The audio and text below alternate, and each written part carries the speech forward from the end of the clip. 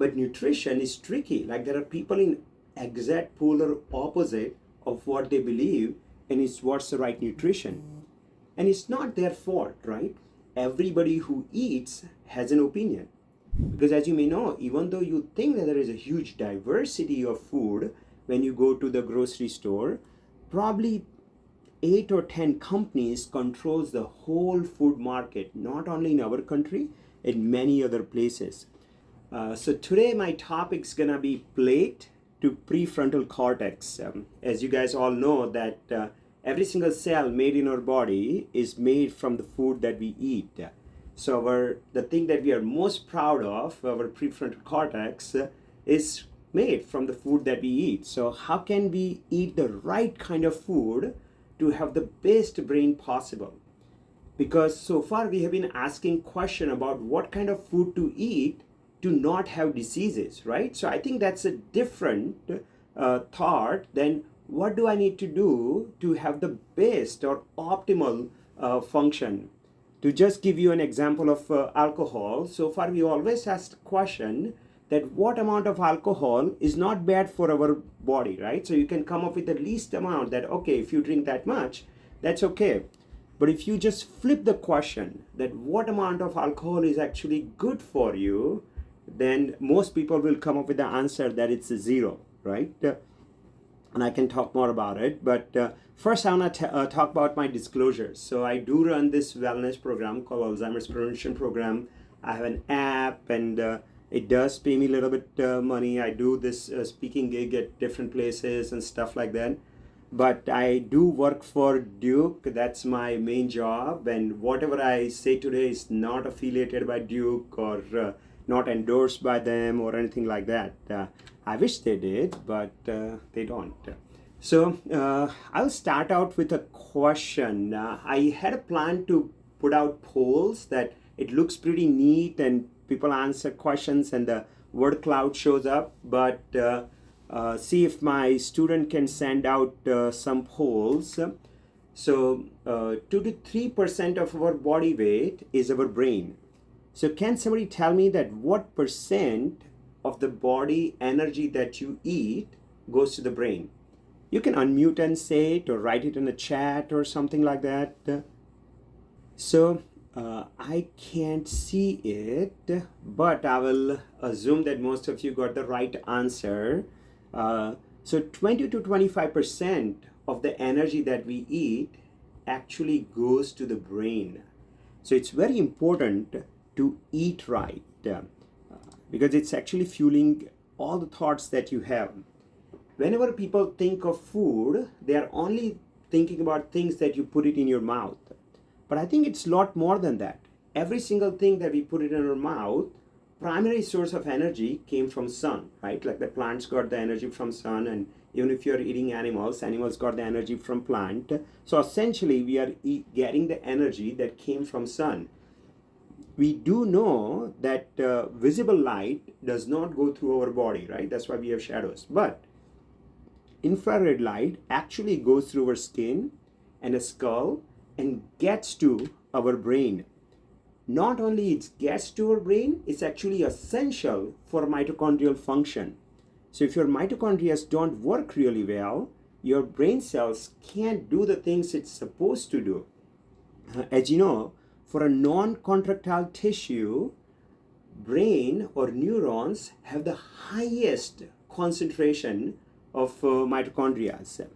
They have even done studies where they put the infrared helmet on people's head and they were able to reduce amyloid plaques in hippocampus.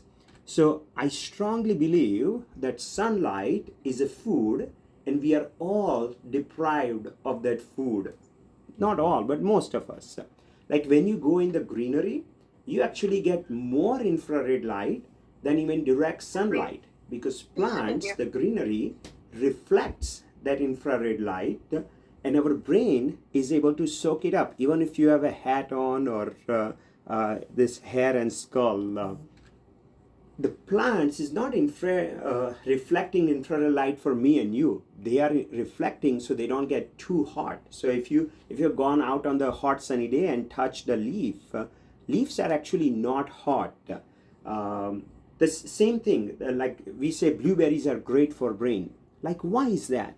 Because blueberries have this anthocyanin in their skin. And blueberries have this anthocyanin not for me and you. Blueberries have it for themselves because they are in this hot sun all the time that they need to reflect the sunlight off, and they need to have high amount of antioxidants to prevent the damage. So when we say blueberries is really good for your brain, it actually is. We do know that blueberries actually, or anthocyanins actually cross your blood-brain barrier and can calm down your microglia and reduce your neuronal inflammation. Similar thing for other beta carotenoids and luteins and stuff like that. I do see some faces that they are in disbelief. Like, how is that possible? How is that the pigments that we eat is getting to our brain? Like, that is no way possible. I've never heard of it.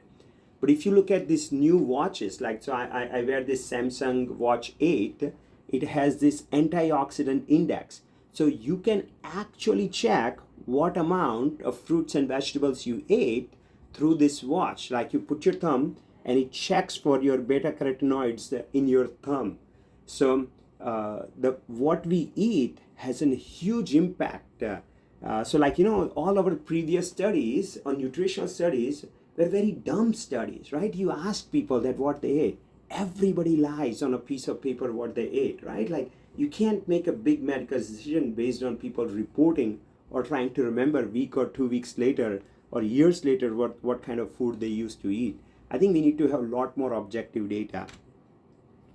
But I should move on from light. So the number one thing I wanted to share with everybody, that please make sure to get good sunlight, direct sunlight or indirect sunlight, but not within these four walls. We did not evolve to be in these four walls all the time. So being outside in the nature is so important.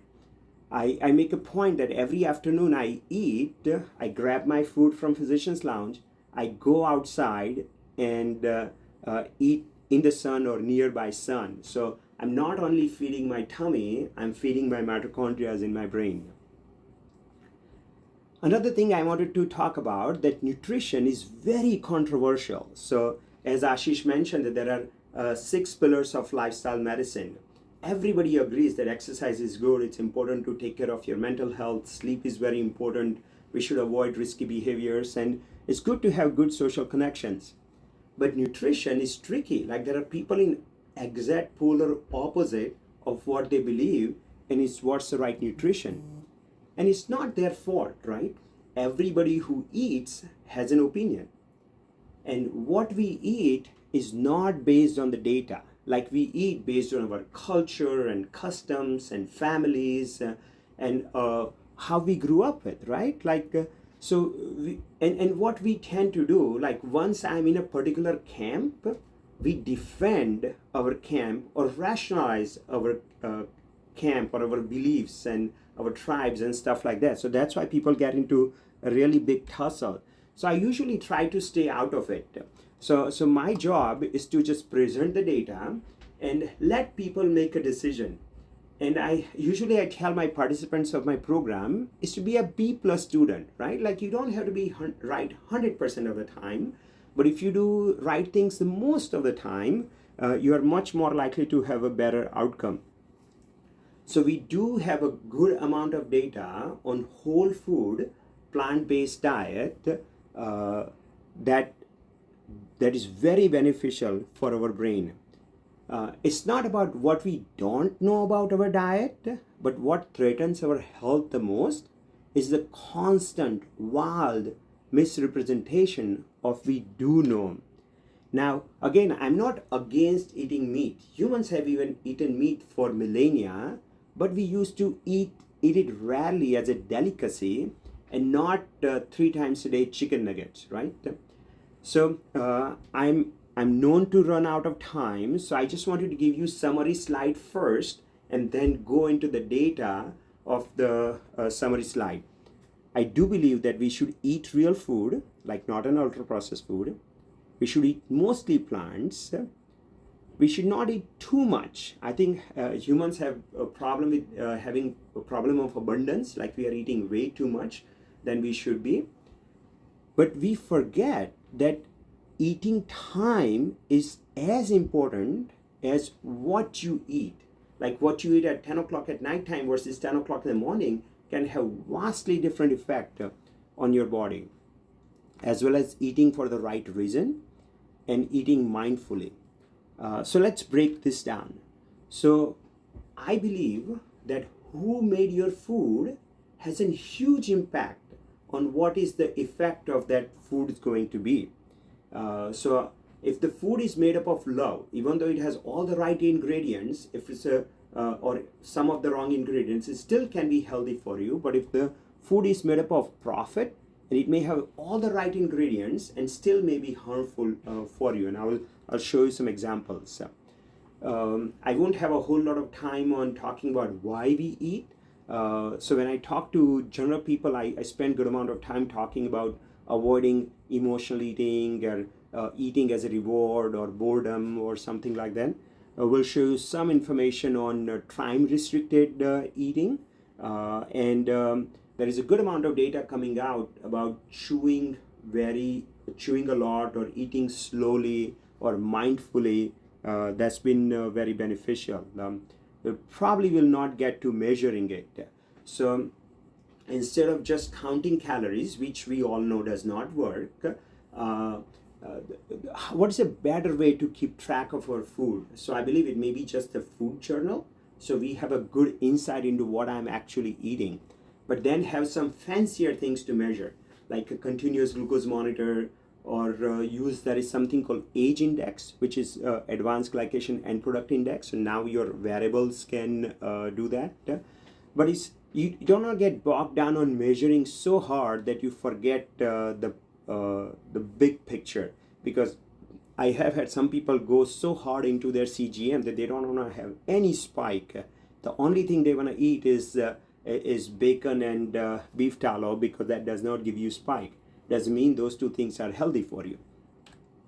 So I used to spend good amount of time telling people that ultra processed food is bad for you, but I think the social media and the in general news media has done a good job that I don't have to convince people anymore that ultra processed food is bad for you. There have been good number of studies, not just association studies. There are like meta-analysis where we have looked at thousands of people, like 867,000 people. So we have a lot of good amount of aggregated data.